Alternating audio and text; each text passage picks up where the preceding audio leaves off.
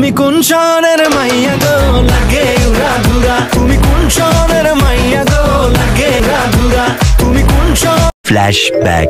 আমার এই ছোট্ট বাসার মধ্যে স্পেশাল কিছু মেহমান আইব, তো এগুলো লাগে একটু স্পেশাল প্রিপারেশন না নিলে কি হয় কোন। তো আসসালামু আলাইকুম, কেমন আছেন আপনারা সবাই? আশা করতে সবাই অনেক ভালো আছেন। এই সুন্দর ওয়েদারের লগে আপনাকে সবাইরে ওয়েলকাম জানাইতেছি আজকের নতুন ব্লগে। তো কেডা কোন জায়গা থেকে আজকের ভিডিওটা দেখতেছেন অবশ্যই কিন্তু কমেন্ট করে জানাইতে একদমই ভুলবেন না। সকাল সকাল ঘুমেতে উঠে গেছি গা, কারণ আজকে সারাদিন আমার অনেক কাজ করা লাগবে। বাসায় এবং নতুন মেহমান, তো সকালবেলা রুটিন আমি যেটা করি অবশ্যই ইউনিক কালেকশন একটা স্লিমিং টি দিয়ে সকালের খাবার দাবার স্টার্ট করি। স্লিমিং টিটা শুধুমাত্র আমার শরীরের ওজন কমাইতে হেল্প করে এটা কিন্তু না, এটার পাশাপাশি সারাদিন আমার একটা রিফ্রেশিং একটা ভাইবও দেয়। আমি অনেক পজিটিভ ফিল করি, আমার দিনের শুরুটা অনেক বেশি ভালো হয়। আমার শরীরের ওজন কমাইতে আমি অন্য কিছুর উপর ভরসা করি আর না করি অর্গানিক স্লিমিং টির উপর আমি চোখ বন্ধ করে ভরসা করতে পারি, কারণ এইটা আমার এত বেশি হেল্প করছে। আমার শরীরের ওজন যখন অনেক বেশি আসছিল তখন থেকে আমি এই অর্গানিক স্লিমিং টিটা খাই, আর আলহামদুলিল্লাহ আমি রেজাল্ট অনেক ভালো পাই। সকালবেলা ঘুমের থেকে উঠে খালি পেটে আমি 1 কাপের মতন খাইলাই, আবার সেম ভাবে রাতে খাবার দাবার শেষ হওয়ার 2 থেকে 3 ঘন্টা পরে আমি 1 কাপের মতন স্লিমিং টি খাইলাই। আর এটা আমার শরীরের ওজনটা সবসময় কন্ট্রোল করতে সাহায্য করে,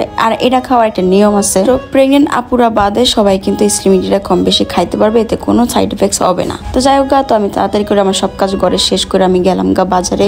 জমজমের যে সুপার শপটা আছে আগোরা, ওইটার মধ্যে গেছিলাম গা, কারণ আমি এমন টাইমে বাজারে গেছিলাম যখন কিনা আমি ঠিক মতন গরুর মাংস এগুলো পাবো কিনা জানি না। তো এর জন্য আমি কোনো রিস্ক নিবার চাই না, কারণ আজকে আমার বাজার করতেই হবে। সেই যেহেতু মেহমানরা আইবো, ওগুলোকে অনেকগুলো ভ্যারাইটিস আর কি প্রিপারেশন নিবার চাইতেছিলাম। আর আমি এরকমই করে থাকি, আমার বাসায় তো কম বেশি তেমন একটা মানুষ আসা যাওয়া করে না, তো তারপরে যদি কেউ আয় আমি চেষ্টা করি সে যেন অনেক তৃপ্তি পায় খাবার দাবার খাই, তারা যেন বলতে পারে যে নাফাইসাপুর বাসায় গেছিলাম আর খাবার দাবার ব্যাপারে খুব ডিসঅ্যাপয়েন্টেড হয়ে আইছি। আমি ভাই খাবার দাবারের ব্যাপারে অনেক বেশি শৌখিন, আমি চাই একবারে 4 থেকে 5 পদ খাবার দাবার থাকবো, সবাই দেখবো খাইবো, অবশ্যই খাবার দাবার মজা হইতে হবে। এখন কইতেই পারেন যে আপু আপনার বাসায় আসলে গেস্টটা কেডা আইতেছে, তো এইটা এখনই কওয়া যাবো না, এটা লাগে নেক্সট ভিডিওর জন্য অপেক্ষা করতে হবে যে কেডা আইতেছে। আমি জাস্ট খালি আজকে কি কি বাজার করতেছি এটা নিয়ে আজকের ব্লগ করতেছিলাম যে অনেকগুলো আইটেম বানাবো। তো প্রথমে আমি গরুর মাংস নিতে যাই। গরুর মাংস আমি প্রায় 1.5 কেজির মতন নেই। যার সদায়ের এত দাম ভাইরে ভাই, আমি পুরা মনে হয় 7,000 টাকার বাজার করছি, কিন্তু আমার কাছে লাগতাছিল না যে আমি কোনো বাজার করছি। যারা মধ্যবিত্ত আছে আমার কাছে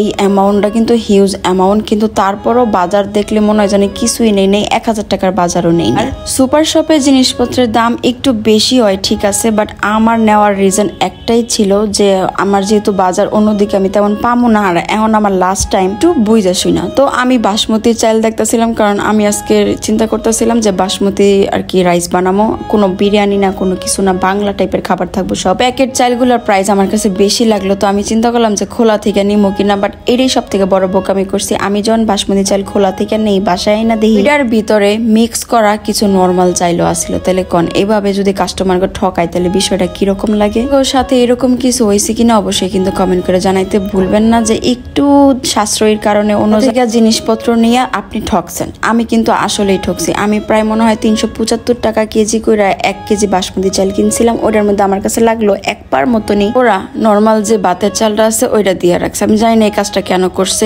এরপরে আমি নিয়ে নিলাম একটু ডেজার্ট, যেহেতু বানাবো আর এমনি পায়েস প্রিপেয়ার করতে গেলে অনেক টাইম লাগে, তাই আমি একটা ক্ষীরের মিক্স প্যাকেট নিয়ে নিই। পরে আমি চাইতেছিলাম যে কাস্টার্ড বানাবো, এর জন্য একটা কাস্টার্ড মিক্স পাউডারও নিয়ে নিই, আর ওদিকে কয়েকটা টুকটাক ফ্রুটস যা যা কিনার আছে ওগুলো আমি কিনা নেই। আর এই জায়গার একটা জিনিস আমার অনেক ভালো লাগছিল দেখে আমি আর নেওয়ার সাহস করতে পারি নাই, শুধুমাত্র আর কি দুধ ছিল, লিকুইড দুধ। ডেজার্ট যেহেতু বানাবো ওর জন্য জাস্ট খালি লিকুইড দুধ নিয়ে নিয়েছিলাম, তাও আমার কম পড়ছিল। পরে আমার আবার ডেইলি সব থেকে আরো 1 লিটারের মতন দুধ আনানো লাগছে। তো থেকে আমার একটা জিনিস জানার ছিল, যারা কিনা আমরা মধ্যবিত্ত আমগো সবারই কিন্তু মাসকাবারি বাজার করা হয় তাই না, তো আমি আর কি এই হিসাবগুলো একটু উল্টাপাল্টা করে ফেলাইতেছি। তো প্রতি মাসে আপনারা আপনাকে বাসার বাজার সদাই কেমনে কি করেন যে এইটা দিয়ে আমার পুরো 1 মাস পর্যন্ত চলবো বা একবারে হচ্ছে 20-25 দিন পর্যন্ত চলবো, এই হিসাবটা আপনারা কেমনে কাউন্ট করেন? যেহেতু আমি একা মানুষ মানে, তাইলে আমার কিভাবে মাসকাবারি বাজার করতে হবে একটু জানাবেন। যেহেতু সামনে 1 তারিখ আইসা পড়তেছে, আমি চিন্তা করতেছিলাম যে 1 তারিখে ওগুলা কিনা একবারে 1 মাস পর্যন্ত থাকবো, ওই জিনিসগুলা কি কি আর ওইগুলা কিভাবে কি আর কি আপনারা পুরো মাসের লেগে অ্যারেঞ্জ করেন এটা একটু কাইন্ডলি জানাবেন, তাহলে আমার লেগে অনেক বেশি হেল্প হইব।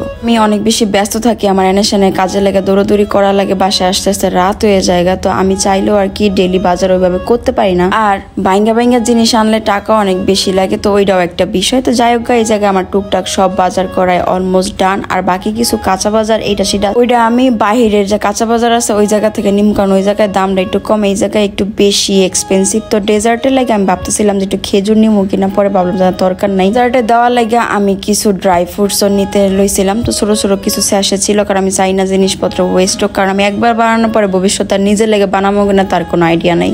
এই ছিল আমার মেহমানগো আসার উদ্দেশ্যে বাজার সদাই করা। তো ভিডিওটা যদি আপনার কাছে ভালো লাগে থাকে একটু হইলো, তাহলে অবশ্যই পেজটা লাইক ফলো করে দিয়েন আর নেক্সট ভিডিওর লাগে অপেক্ষা করেন। এই অবধি আপনাকে সবাই জানাইতেছি আমার তরফ থেকে আল্লাহ হাফেজ।